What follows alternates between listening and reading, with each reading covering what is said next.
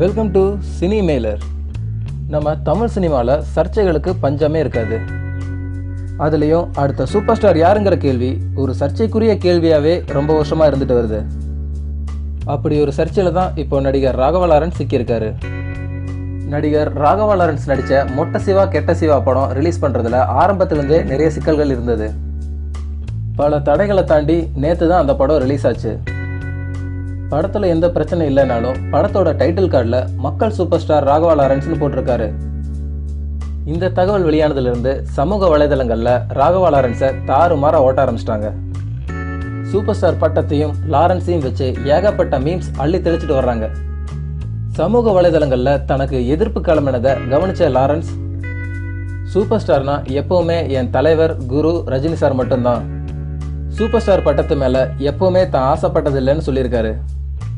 அது மட்டும் இல்லாமல் தான் அம்மா பெயரான கண்மணியும் சேர்த்து கண்மணி ராகவா லாரன்ஸ்னு பேரை மாற்றிக்க போகிறதாகவும் சொல்லியிருக்காரு. தமிழ் சினிமாவில் இருக்க எல்லா நடிகர்களுக்குமே சூப்பர் ஸ்டார் பட்டங்கிறது ஒரு மைல்கல்லாக இருந்துட்டு வருது. ஆனால் அந்த இடத்துக்கு யார் வரணுங்கிறத மக்கள் தான் தீர்மானிக்கணும். ஓகே ஃப்ரெண்ட்ஸ், ஒரு ரசிகராக அடுத்த சூப்பர் ஸ்டார் யாருன்னு நீங்கள் நினைக்கிறீங்க? உங்கள் கருத்துக்களை கமெண்ட்டில் சொல்லுங்கள். இந்த வீடியோ பிடிச்சிருந்தா லைக் பண்ணுங்கள், ஃப்ரெண்ட்ஸுக்கு ஷேர் பண்ணுங்கள். செய்திகளை தொடர்ந்து தெரிஞ்சுக்க மறக்காமல் நம்ம சேனலை சப்ஸ்கிரைப் பண்ணுங்கள். நன்றி.